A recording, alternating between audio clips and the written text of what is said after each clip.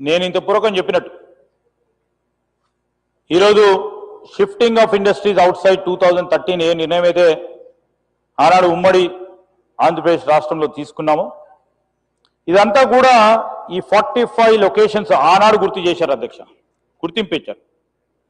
Land యూజ్కు సంబంధించి కానీ ఈ ఇండస్ట్రియల్ ఏరియా లొకేషన్ అథారిటీస్ అని ఐలా అంటాం అధ్యక్ష, వాటన్నిటి విషయంలో కూడా నిర్ణయం తీసుకొని ముందుకు పోవటం జరిగింది అధ్యక్ష.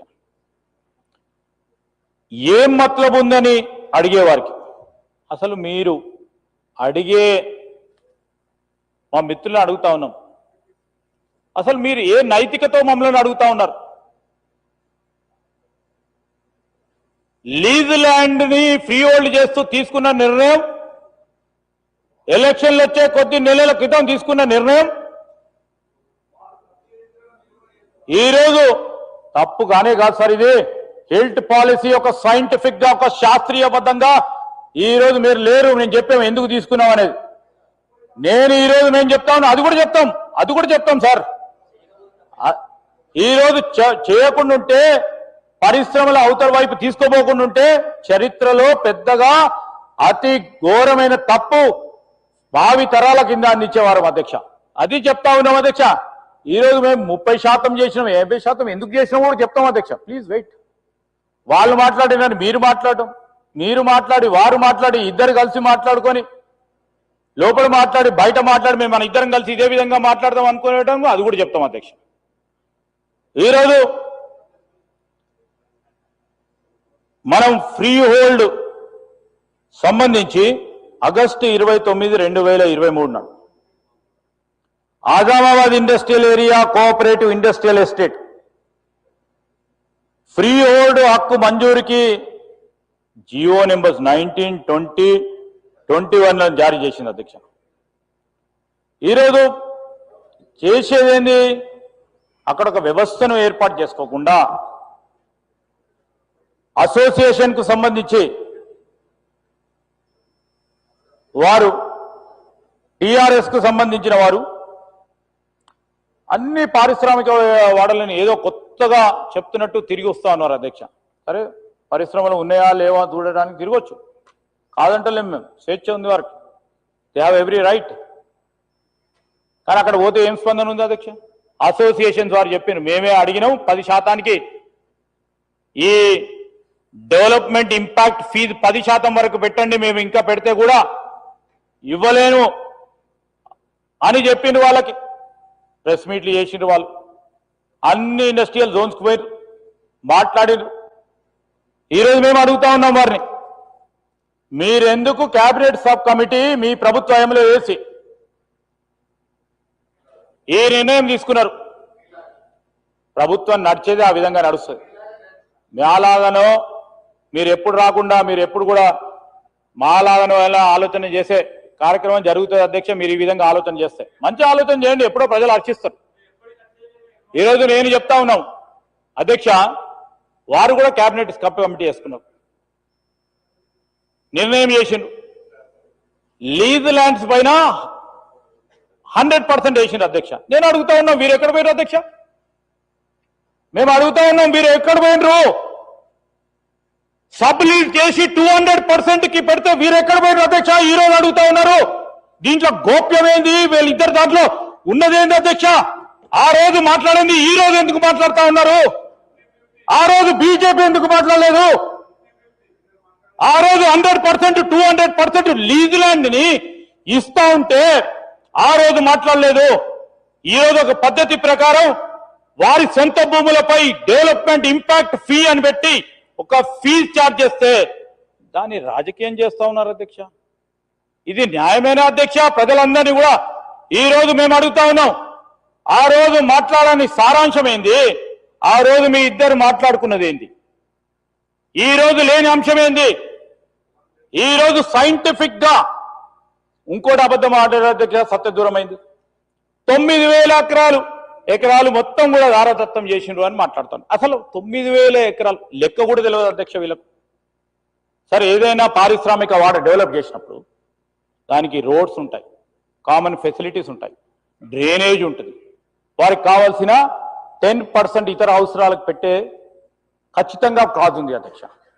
సో ఆ క్రమంలో 4,940 ఎకరాలకు సంబంధించి ఇండివిజువల్ ప్లాట్ సైజెస్ వారు మాట్లాడిన 9,000 అని వీళ్ళు కూడా రిప్రజెంటేషన్ ఇచ్చిన గౌరవనీయులు గవర్నర్ గారికి నేను చూసిన 9,000. అసలు మీరు కూడా చాలా మంది కూడా ఇండస్ట్రీస్ నడుపుతూ ఉంటారు వారికి సంబంధించి కూడా.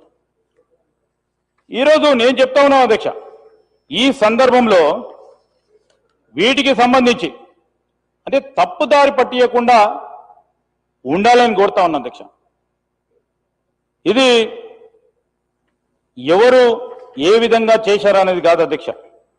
ఇప్పటికైనా మీరిచ్చే సలహా సూచనలు ఇప్పుడు మేము ఏమంటున్నాం అధ్యక్ష, పారిశ్రామిక వాడలకు సంబంధించి అనేక సందర్భాల్లో కోరినప్పటికీ ఈరోజు మేము తీసుకున్న నిర్ణయం హేతుబద్ధంగా ఉండాలి, శాస్త్రీయబద్ధంగా ఉండాలని చేస్తా ఉన్న ప్రయత్నానికి నీరుగార్చే ప్రయత్నం చేయకుండా నేను ఎందుకు అడుగుతా ఉన్నానండి అధ్యక్ష, ఈరోజు మనం చేస్తా ఉన్న ప్రతి ప్రయత్నానికి ఒక సైంటిఫిక్గా ముందుకు పోవాలని ఆలోచన చేస్తా ఉన్నాం. ఈరోజు 30%, 50%కు సంబంధించి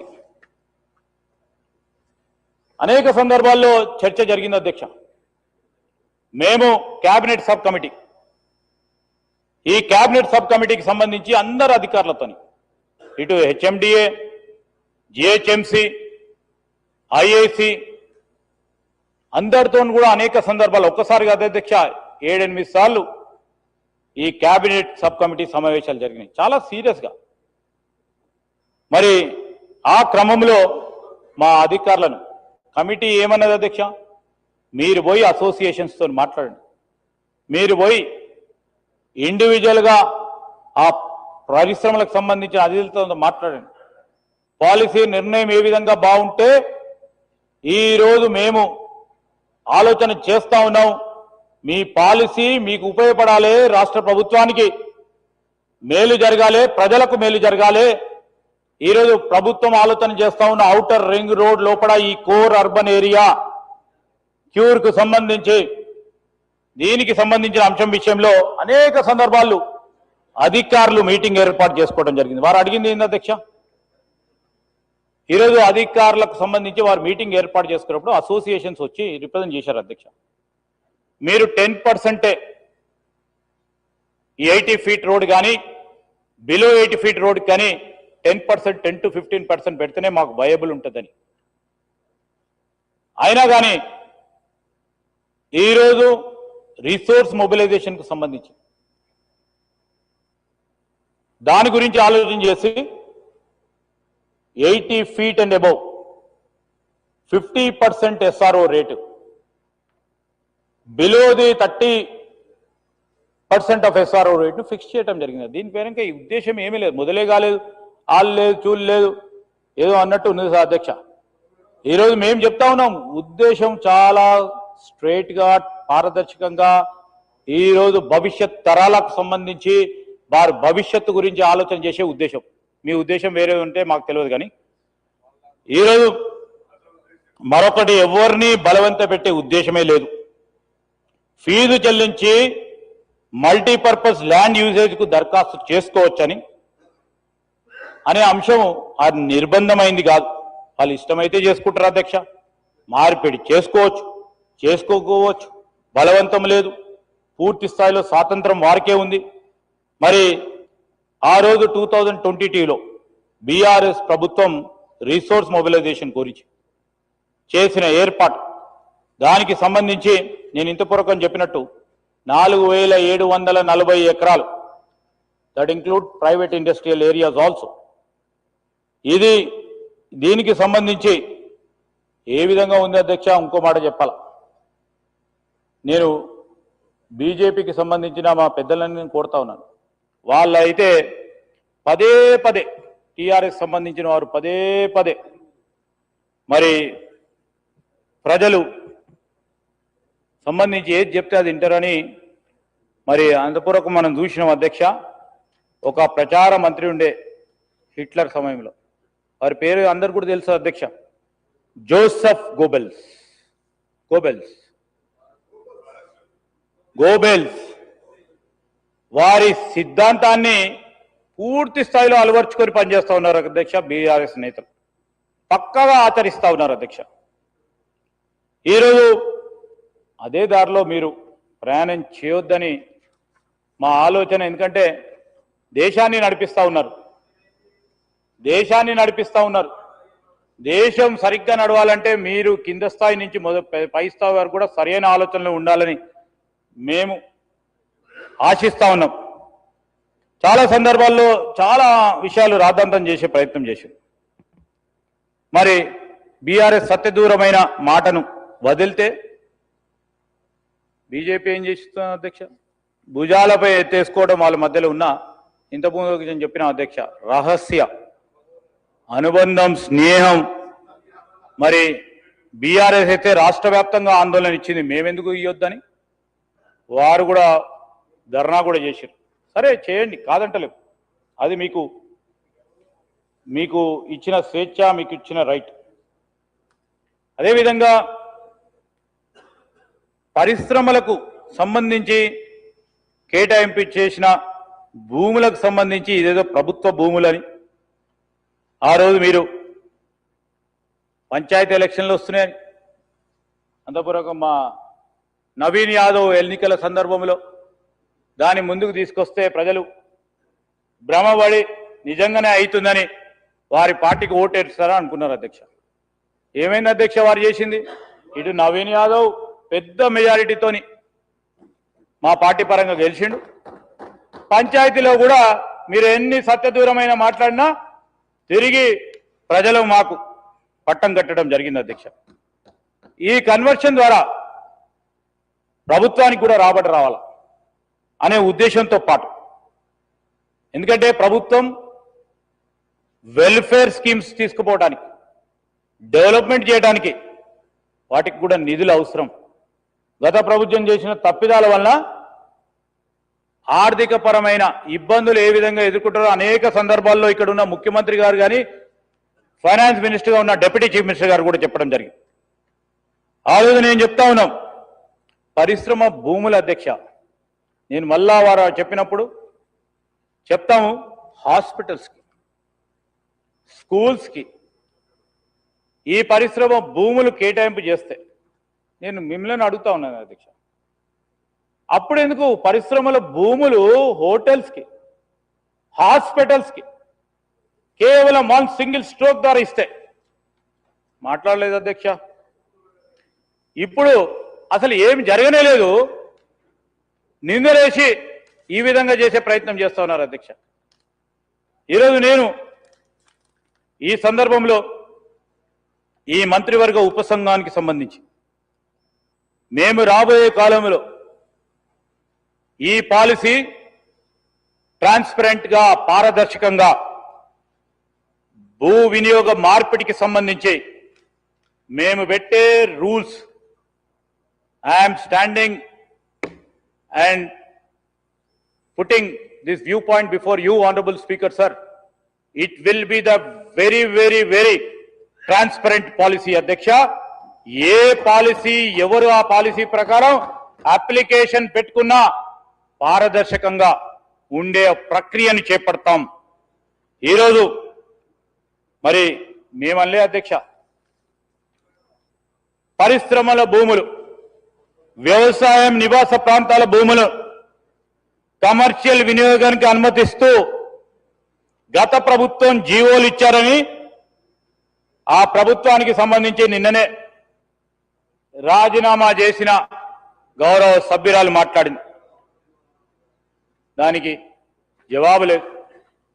ఈరోజు ఆనాడు ప్రభుత్వం అక్రమ భూ వినియోగ మార్పిడి వ్యవహారాలపై ఏ విధమైన విచారణ జరిపియాలో ముఖ్యమంత్రి గారు నిర్ణయం తీసుకుంటారు. ఎవరిని కూడా వదిలే ప్రసక్తి కూడా లేదు. ఈరోజు మనం చూసాం అధ్యక్ష, అప్పట్లో కంపెనీకి అనుకూలంగా ఉంటే 152 ఎకరాల ల్యాండ్ కన్వర్షన్ ఇచ్చిండ్రు. అప్పుడు ఎక్కడ పోయినారు అధ్యక్ష వీరు? అప్పుడెక్కడ పోయారు అధ్యక్ష? ఏం సార్ మీరు మాతో నడిచినప్పుడు, మీరు నాతో నడిచినప్పుడు Sir, I'm a witness. I'm a witness in this house. Adhyaksha, I'm not speaking out of air. I'm telling you with lots of conviction, Adhyaksha. ఈ రోజు మేము చెప్తా ఉన్నాం అనేక ఇప్పుడు మీ జిల్లాకు సంబంధించి నేను చెప్తా ఉన్నాను అధ్యక్ష. మా సోదరుడు బాగా మాట్లాడతాడు, బాగా ఆలోచన చేస్తాడు అధ్యక్ష. రాజకీయంలో ఉన్నాడు, సరే ఇక్కడ ఉండే పోయి అక్కడ ఉన్నాడు. కానీ ఈరోజు మంచిర్యాల పరిశ్రమల ల్యాండ్ కు సంబంధించిన కన్వర్షన్ ఇచ్చినప్పుడు sir we have all the details. We will be supplemented with government officers అధ్యక్ష. Information will be having. That is the greatest advantage being in the government. You're not speaking out of air. నేను ఈరోజు చెప్తా ఉన్నా అధ్యక్ష, లెక్కాపత్రం లేని అనేక సందర్భాలు వారు తీసుకొస్తే నేను మీరుకున్న ఇప్పుడు మాట్లాడుతూ ఉన్నా ఒక్క అడుగు మాట్లాడినా ప్రజలు హర్షించేవారు. నేను ఎందుకు చెప్తా ఉన్నాను అధ్యక్ష, ఇవన్నీ కూడా ఇంకా విషయాలు, ఎందుకంటే ఆన్సర్ చేసేటప్పుడు మీరు అడిగిన ప్రతి ప్రశ్నకు కూడా జవాబు చెప్పాలి. సో మీరు చెప్పిన ప్రతి అంశం పైన ఈరోజు మీరు బయట అడిగిన అన్నీ ఉన్నాయి, ఇక్కడ అన్నీ ఉన్నాయి. మీరు బయట అడిగిన దానికి సమాధానం కూడా, లోపల అడగబోయే సమాధానం కానీ, మా గౌరవ సహచరులు అడిగే ప్రతి ప్రశ్నకి ఈరోజు నేను మీకు తెలియజేస్తా ఉన్నాను. మా ప్రత్యేకమైన లక్ష్యం, ఉద్దేశం కూడా పర్యావరణాన్ని కాపాడే ఒక కార్యాచరణ, ఒక లక్ష్యం. భావి తరాలకి త్రాగేందుకు మంచి నీరు, అదేవిధంగా పీల్చడానికి మంచి గాలి, పరిసరాల ప్రాంతానికి ఆరోగ్యవంతమైన వారి భద్రతతో కూడుకున్న వారి జీవితాన్ని ఒక లెగసీగా ఇవ్వాలనే ఒక ఆలోచన దృక్పథమే ఈ హిల్ట్ పాలసీకి నాంది అని మీ ద్వారా గౌరవ సభ్యులకు తెలియజేస్తూ మరి సెలవు తీసుకుంటున్నాను అధ్యక్ష.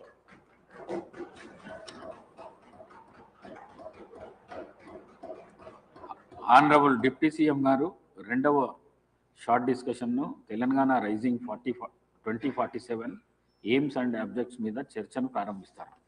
Like to tell sir, because sir నేను గౌరవ సభ్యులకు తెలియజేస్తా ఉన్నాను, because health policy is a step towards making this Telangana rising 2047.